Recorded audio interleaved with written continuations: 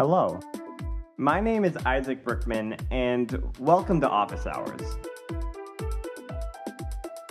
Each episode, I will talk to a professor about a topic that is relevant to you. On each show, the guest will have a different perspective on the topic. The goal is twofold. First, I want to make academia more accessible, applicable, and exciting to everyone, including non-academic audiences. I also want to help dissolve the boundaries between disciplines by taking a more holistic approach to learning.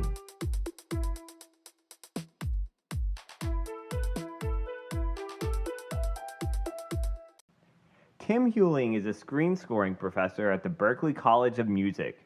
Outside of teaching, he is a composer, orchestrator, and producer who works in music for film, TV, video games, the concert hall, and more. His credits include films such as Georgia Rule and Mad Money, TV shows such as Little People, Big World, and Inside Passage, video games such as Planetary Annihilation and Skyrealm, and installations such as Hunger Games at the Motiongate theme park and Great Seattle Fire at MOHAI. Tim has composed concert premieres, including works for symphony orchestra, chamber ensemble, various jazz works, and 2 ballets. Welcome to the show, Tim. How are you doing? I'm doing great. So nice to see you, Isaac. Yeah, thank you. I've been a huge music fan my whole life. Film music has really been a huge part of it. Something I always wondered was how sound waves can have such a deep-rooted impact on us. I know you're not a neurologist, but as a composer, I feel like you'd still have an interesting perspective. So tell me, why do you think sound emotionally affects us? It's a really good question. I think that honestly, the way that we approach that question says, I think, more about the way we think about our lives and about reality at any given time in human history. If you look at the way people think about music and sound across the ages, it reveals our worldview to an extent, and it reveals our paradigms. Of course, these days we would take a kind of scientific approach and ask ourselves, physically, neurologically, what's going on, and how does the brain take in sound information, and what does it do with it, as though the brain is a kind of a machine of consciousness, which might be true. And honestly, the reality is we don't know much about why music moves us, why sound moves us. There are some ideas that kind of get us to the beginning of an answer to that question. If we take a kind of an approach where we are thinking about the human mind and the human brain, and the intake of information, and how we live. And so I have a few thoughts.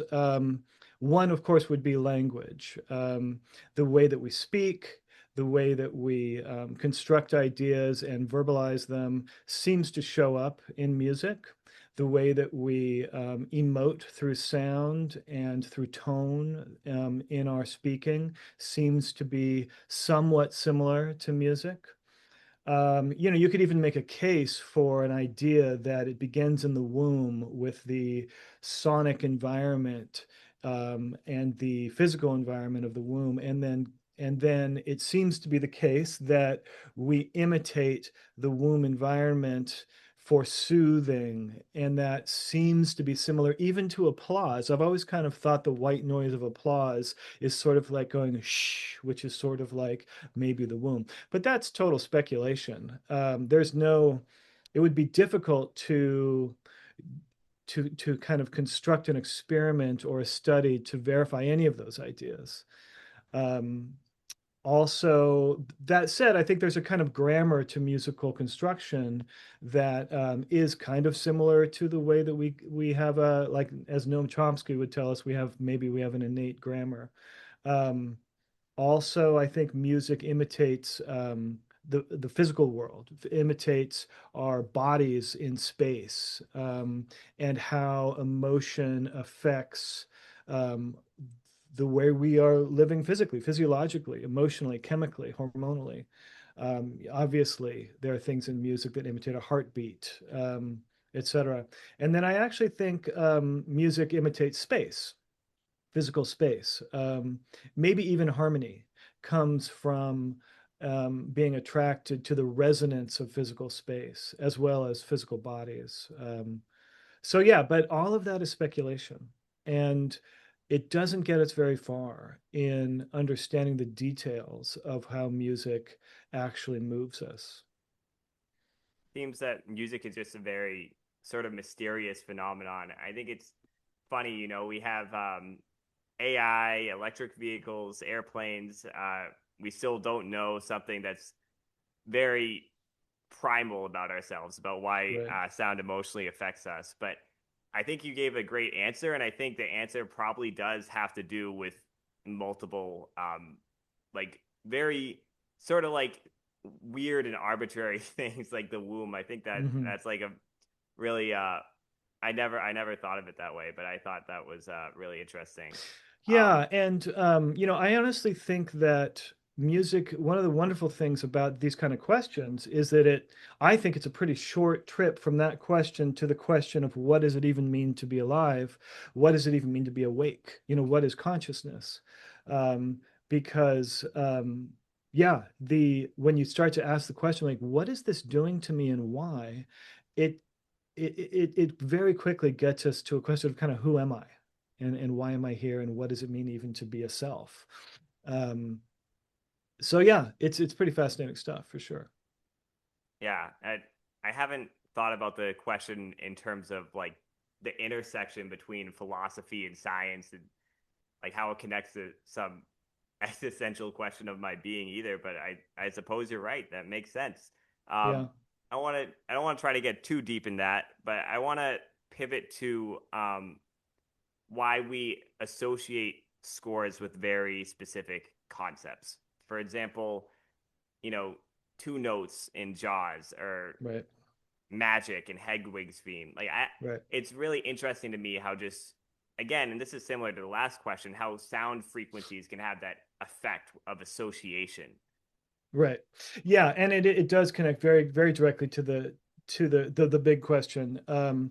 The and this is where art is so fascinating because art ultimately is playing with these things that are mysterious. And on some level we can understand, oh, I get it. But then if you go deeper, you're like, wait, what is going on? Like let's take Jaws, for example.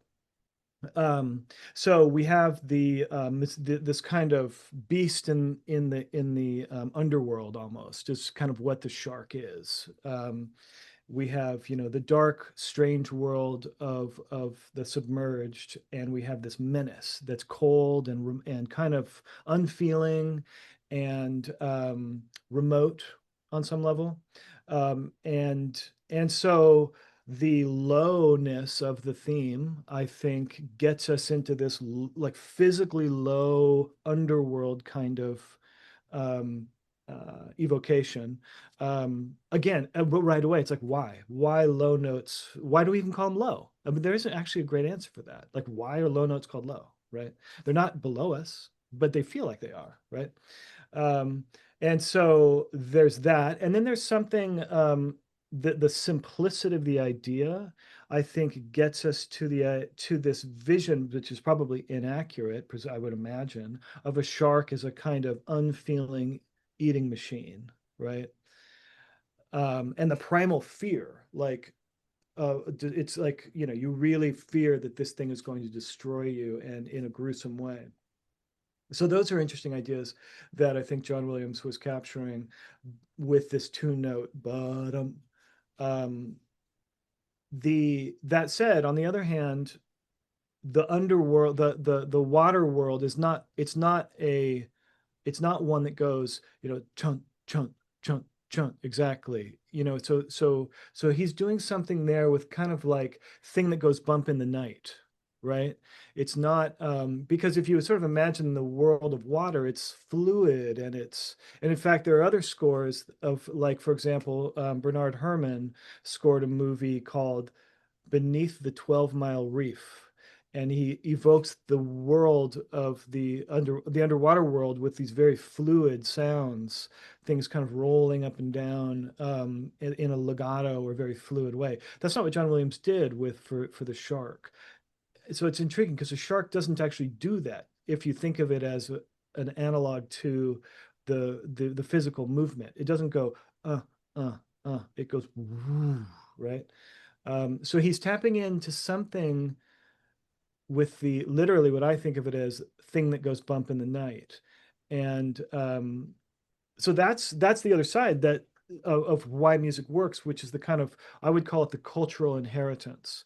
We have this collection of countless motifs and ideas and themes in our culture that then artists can grab and manipulate and yeah, so there's a lot there. I mean, the on some level, um, writing music that is in a kind of directional way and in a rhythmic way, imitating the directionality and rhythm of something in the world that's not musical. But then there's also something cultural that is being woven in as well. Yeah. And Hmm. I wanted to sort of get away a little bit from the big theme songs like Jaws, Star Hmm. Wars, um, and I wanted to talk more about how just music scores can tell a story because I think we all know the Jaws theme, we all know the Star Wars theme, but a lot of the times we don't think about you know the area in the middle of the movie where the score is kind of in the background when the characters are talking over them. Right. When the score is just kind of pushing the movie forward, but it's not dominating what's going on. It's just assisting with the story. So I'm wondering from you, how do scores do this? How do scores tell a story? Right. Yeah. And it's interesting because it also connects to the other idea about how a theme or a musical gesture depicts something, because part of the other side of that, the answer to that question, is through repetition and what we might call attribution. Like, one of the reasons we associate Jaws theme with the shark is that we hear it when we see the shark or when the shark is the focus. And so it's just through repetition. Like, oh, and it's interesting how the audience member gets it. Like, this thing goes with that thing. And so then by the end of the movie, you can play that theme, and everyone knows that that theme is indicating shark, right? And so that's one of the ways that film music can help tell a story. But one thing I like to be clear about is that film music doesn't really tell a story. It helps a story proceed, and it contributes to the story and more broadly to the film in a lot of different ways, but it doesn't literally tell the story. Um, the so one of the ways that the score helps tell a story, one is, like I was just saying, through what I would call theme attribution, where we say, okay, Darth Vader. So we'll keep focusing on John Williams stuff because it's so well known and so great. So if you once we are in the movie and starting with Empire Strikes Back, and we're hearing what's called the Imperial March, but we can think of it as Darth Vader's theme. After you've heard that theme associated with the Empire and with Darth Vader, an hour later, all John Williams has to do is play the theme. And even if we're not seeing Darth Vader or we're not thinking about the Empire, now the audience starts thinking about the Empire and starts thinking about Darth Vader because they hear that material. So film music can help tell a story, help kind of point the audience in a direction through the reuse of material. Also, the transformation of material. If you take a theme that you've written for a character and change what key it's in or what scale it's in or what instruments are playing it or how fast or how slow it is, how high or how low it is.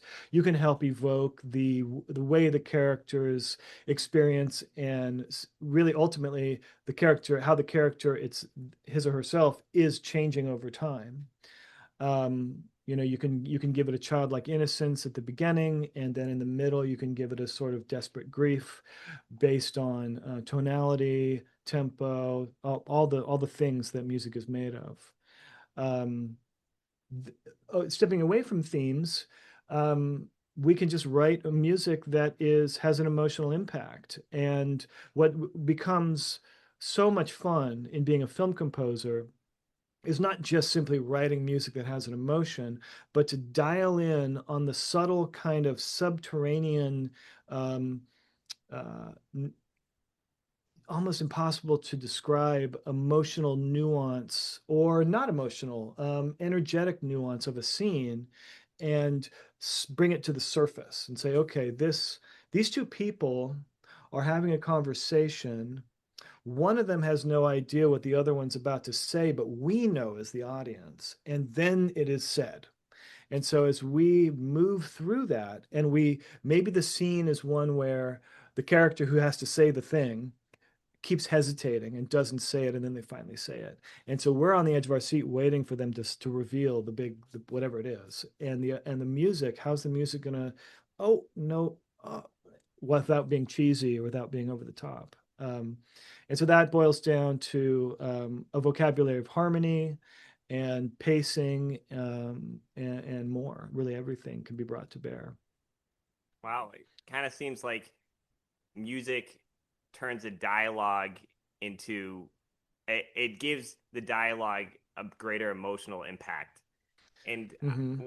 when you were talking about repetition by attribution, I thought of the Interstellar theme. I don't know how Right. many of you listeners know it, but it's basically very simple and very repetitive. So I used it kind of all throughout college, and it like really helped me Yeah. get through college. And I no longer associate like a song like Cornfield Chase in that theme with the movie. I associate it with me studying. So Right. it doesn't just do something on its own. It does it Right. uh, based on the context. Yeah, absolutely.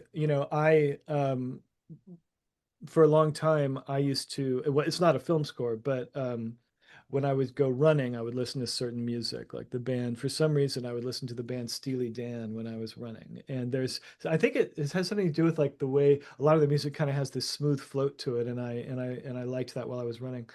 And now, whenever I hear that music, I think, oh, I should be running. So yeah, no, that's a fascinating thing. And in fact, traditional ideas in film music have been to avoid the reuse of pre-existing music that is maybe famous for that reason, because you can't know what all these different people in the audience, what are their feelings about this music, um, paradoxically. So the person who's sort of always given as the sort of father of film music is a composer named Max Steiner. And he really advocated for the original film score as opposed to the use of pre-existing music. However, when he was getting started, it was still really common to just put in pre-existing music into the score. So, for example, when he scored Casablanca, that score includes in the underscore the use of the French national anthem, um, for a scene involving the French. And so different people are going to have very different feelings about the French national anthem, right? Um, so that's yeah, you have to be a little bit careful that way, I think. Yeah. I want to move on to the business side of things. Mm. What are the stages of production to create a score in a typical film? Yeah, so traditionally, the way it works is the composer gets involved pretty late in the process. Sometimes they are brought on board, or at least a contract, something like a contract is signed at the beginning of the filmmaking process so that they have a commitment from a composer they want to work with. But the vast majority of the actual work of scoring a film occurs after the film is shot, and ideally after it's edited. There's a thing that we call a locked print, which is a copy of the film where all of the editing has been completed, and the last finishing of the film is being done. So maybe a dialogue replacement if it has to be done, sound effects. Sound effects work. Some people have probably heard of a concept called a Foley artist. So a Foley artist is a person who recreates sound effects by performing in a studio, like zipping a zipper and what have you. Color correction, these kinds of things happen late in the stage called post-production, and then writing the music. The reason for that is that you need kind of a fixed target. Like you say, okay, I'm going to score this scene that's 2.5 minutes long, and all these different things happen, and I'm going to compose music that is synchronized with those changes. I need those changes to stay put in time. Otherwise, I'm trying to shoot a moving target, and the music can get it can become kind of a tangled mess. That said, any film composers listening to this would probably chuckle at the idea of really getting a locked print, because these days, and this has been true for a long time, really since digital editing was invented, it's pretty fluid right up till the end. And so composers have to, receive edits to the film while they're scoring it, while they're writing the music. Sometimes composers get involved earlier. The most common reason would be if there's music that the composer is going to compose or work on that exists inside the reality of the film, which is called source music. Often they need that to exist before they shoot whatever scene has that music in it, if they're songs. And then sometimes people, like, for example, my understanding is, say, the filmmaker Spike Lee likes to listen to music while shooting his film. I don't know. I don't have this on firsthand experience, but I'm told at least some of the time he has listened while they're shooting. He's got headphones on with music, and the composer he usually works with is a guy named Terrence Blanchard. And my understanding is Terrence will write music for the film for Spike to listen to while he's shooting. And then I don't know if that music ends up getting used in the film later or not, because it could be that Terrence will say, okay, now that I see the movie, I have some pretty different ideas than when I was imagining it before. I don't know. Yeah, and then more and more composers have started writing music earlier to give to the filmmakers to drop into the movie while they're editing it. But different composers have different feelings on whether or not they want to work that way. I personally am disinclined to do that because I don't feel I can score a movie until it's a movie. Um, I don't, when I write things with just the idea of a film in my mind, I usually just have the wrong idea of the film in my mind until I see it. I'm like, oh, I did not realize how fast this scene was going to feel, or whatever. So, so yeah, it's usually done quite late in the process. Okay. Explain the rift between composers such as John Williams opting for an orchestra while others are opting for digital music technology. Yeah. Well, tell me what you mean by rift exactly. Um, I guess riff might be the wrong word, but I remember watching a documentary with John Williams on Disney Plus, and he still decided to keep using an orchestra, even though he could have made the music digitally. And Hmm. I heard a lot of other composers were just making the music digitally, and I just found that very interesting. He said that Yeah. he couldn't get the same sort of sound while just Right. using the digital music technology. Hmm. Um, but I think other composers seem to think they can, or they at least think it would be much easier to make the score. Yeah. I mean, it's an interesting thing how technology shows up in film music. Generally speaking, technology.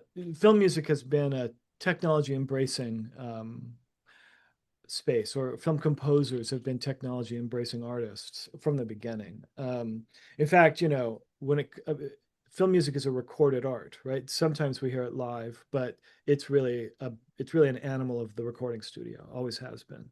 Um, and by the way, I will say there are times that John Williams he sort of represents the kind of living old guard on some level, right? Like the traditionalist, the an example of a kind of old school approach in a lot of ways. But he has used electronics many times.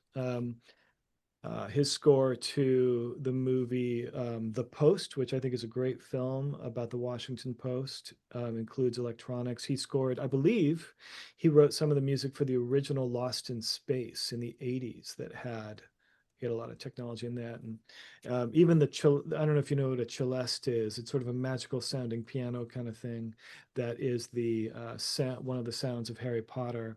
That is actually an electric keyboard. So yeah, in any case, ideally, the way it works is that the composer gets to be an artist that makes artistic choices. Some of those are well served by electronic instruments and electronic processes, and some of them are best served by acoustic instruments, live players, a studio environment where you're recording people. Practically speaking, time and money rain down on us, and hopefully money rains down on us. um, and um, and so then we look at, okay, how am I going to do this in a way that I can deliver on time and under budget? And sometimes the way that composers feel that they can work faster and more efficiently with electronics. So that's part of the equation. Um, but it also is an artistic one, and so it's not so much that John Williams can only get a sound, the sound with live players, and other people can get the sound with electronics. In fact, they're two different things. Um, and any composer who is going for a certain sound is going to want to get that sound in the most ideal way. And that might involve an orchestra in the studio. It might involve a single live player of a single instrument in the studio. It might involve, a rock band. It might involve a jazz ensemble. It might involve, whatever. And it might be that synthesizers are the best way to get it done. So it's an interesting thing because in truth, the world of film music in the world of film has in it a tension between business and art.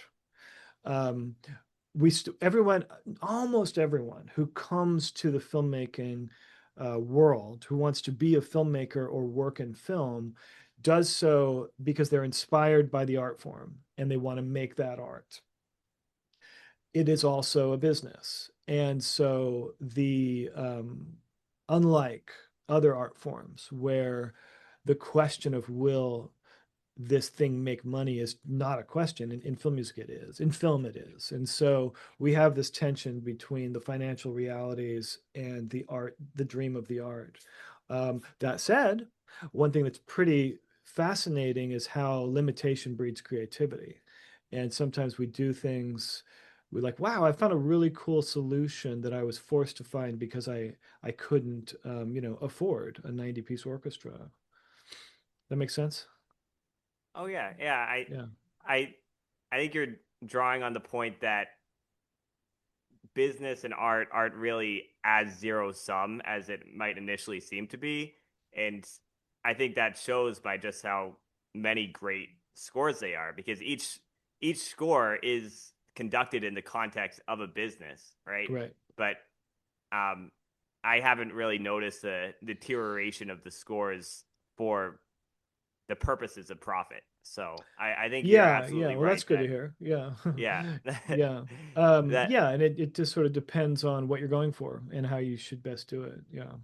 Yeah. uh, I want to go onto your work. Mm. What was your favorite project to compose? Yeah. Thank you for asking that. interestingly enough, the thing that comes to mind is was not a film. It was one of my ballets. I got to write music. I was involved in this project that was it actually a series of projects. The first of them was a thing called Symphonic Stories, where I and several other composers wrote orchestral works that were premiered with the idea of basically writing what are sometimes called tone poems, which is a piece of music about something, which of course it can't really be about something unless there are lyrics. But still, we were evoking the world of something. And I wrote a piece that evoked some of the Greek mythology around Demeter and Persephone and the seasons. And the ancient Greek mythology around the seasons, and then that was taken and for a ballet. And so I got to recompose and expand that work to be the music for a ballet that then really more told the story of Demeter and Persephone. And that was just so much fun. The writing was a real sublime experience for me, working with the dancers, the choreographer, the sets, the costumes, having the premiere, the repeated performances, audience reception. The whole thing was a lot of fun. And honestly, that piece more than any other, especially for that moment in my life as an artist, I really got to speak in my own voice and write the music that I felt the most deeply connected to, and really kind of felt the most fascinated and excited and by and kind of in love with. So that was a lot of fun. Yeah, it sounds like a really great experience. I uh I don't do what you do exactly, but I make a lot of music on Logic, so I kind of Mm, get that feeling of making things that you just really like to make, and it doesn't have hmm. to be, with lyrics or about like something specific. It could just be about what you want it to be about. So I do think Yeah. that is very like special and unique experience to you. What are you working on now? So right now, I'm working on getting ready to teach in the spring. But this year, upcoming, I'll be working on music for a video game. I'll be on the music team in a somewhat more technical role. And I believe I'm not allowed to say what it is at this time. There's a non-disclosure agreement in play, I think, on this one. So they've started to announce it, but I want to be careful. So yeah, it'll be a big project, a lot of music and big orchestral recording sessions, multiple sessions in different places in Europe. So it's going to be a lot of fun. I'm sure the music's going to be pretty great, really great, and exciting and enchanting and just a lot of fun. It'll be yeah, so that'll be a big part of my life in 2026, I believe. We should be recording in the fall for quite a bit of recording. Yeah, Yeah, that sounds great. And yeah, going to Europe is not a bad thing to do. yeah. Not a bad thing to do. Yeah. Let's get to our office hours quiz. Okay. So tell me about film 351 post romantic scoring. Yeah. So that's a really cool class. The I mean the with regard to what I have to sort of since this is a quiz for others, I should probably say something that is actually consistent with what it says out there in the world. But basically, what this class, in a nutshell, is about is how modernist composition techniques show up in film music. The class uses the term post-romantic, which isn't honestly the perfect name for it. I think the you know it would make a little more sense to use, and this is so academic, but instead of post-romantic, it would be a little better if it were called neo-romantic. um, but in any case, it is a course that teaches advanced compositional techniques and how they show up in film music. Um, One of the things I find fascinating about it is to look at the difference between modernism in art in general and the use of modernist techniques in film music in particular, because they turn out to be surprisingly different at a sort of, I want to say, a spiritual level, or at the with regard to the deeper intentionality. So in any case, it's a course where we go through a bunch of different compositional techniques, like the use of polytonality and post-tonal composition techniques. Wow, it Yeah. sounds way over my head, but it does sound like a lot of fun. Uh, my second question was going to be about your ballet, but since you Mm. already mentioned that, I'm going to ask you about um, the Ernst Bacon Memorial Award in the performance of American music. Yeah, that was so cool that that award happened. What was so great was that I found out because a friend of mine found out that I won the award, and he texted me while I was hanging out with a bunch of other composer friends, and I got to say, I just won an award. um, yeah, so what happened with that was periodically I do a kind of outreach to the world of concert music and look for opportunities to write music for the concert hall, and I've had a lot of fun with that. And so a good friend of mine named John Carrington is a harpist. And I've worked with him a bunch of times in the studio on different projects. And one time, I don't know, this was like 15 years ago, I approached him and said, I want to write a concerto for you. And so he reached out. We had done some projects with a clarinetist, and he wanted to include her, and which was great. And so basically, I decided to write a work that features harp and clarinet with a large chamber ensemble, which sort of means a small orchestra. Um, and so I wrote that, a three movement work that was then premiered by an ensemble that John had a relationship with. Um, and when I spoke with the conductor, she was putting on a concert that included a very famous concert work by Aaron Copland called Appalachian Spring.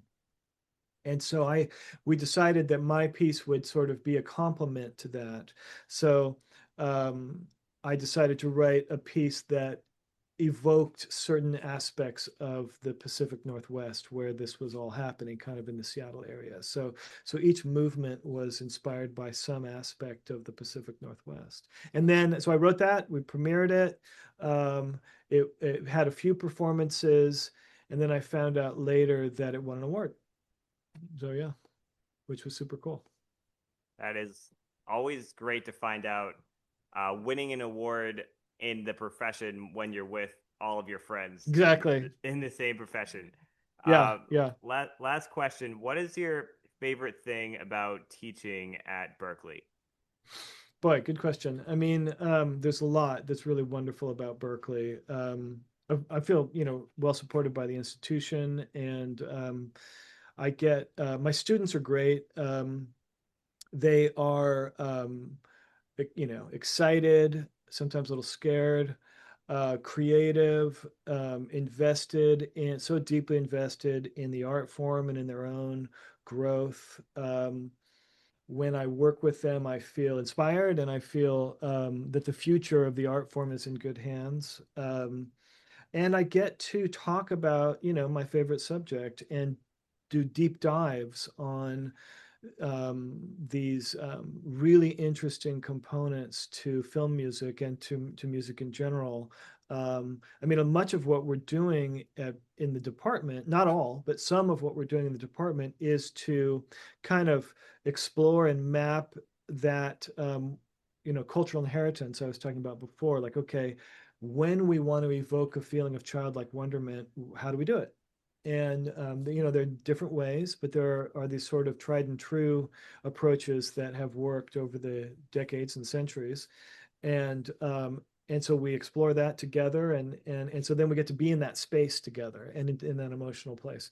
And then the students are saying, okay, that's cool, but what's my version of that? And so then we get to help them find their voice, and as they score things and we give feedback and say, okay, that's really wonderful what you wrote, but this scene, the character is angry and the music sounds sad. So what's the difference? And help them find, okay, maybe if I give it more energy, it would move from sad to angry. And so what is energy in music? And so exploring that together, and watching that growth is a lot of fun. Yeah, it does sound like a lot of fun. It's a really great, unique way to connect with your students for sure. Yeah. All right, that's all I have for you. Thank you so much for coming on the podcast. I really appreciate it. It's a real pleasure. It's so cool that you're doing this, and yeah, keep going, and I can't wait to watch more and see what other fascinating conversations you have. You can follow Office Hours on Instagram at Office Hours Podcast 1, YouTube at Isaac from Office Hours, and Blue Sky at Office Hours Podcast. And please subscribe to Office Hours wherever you are listening from.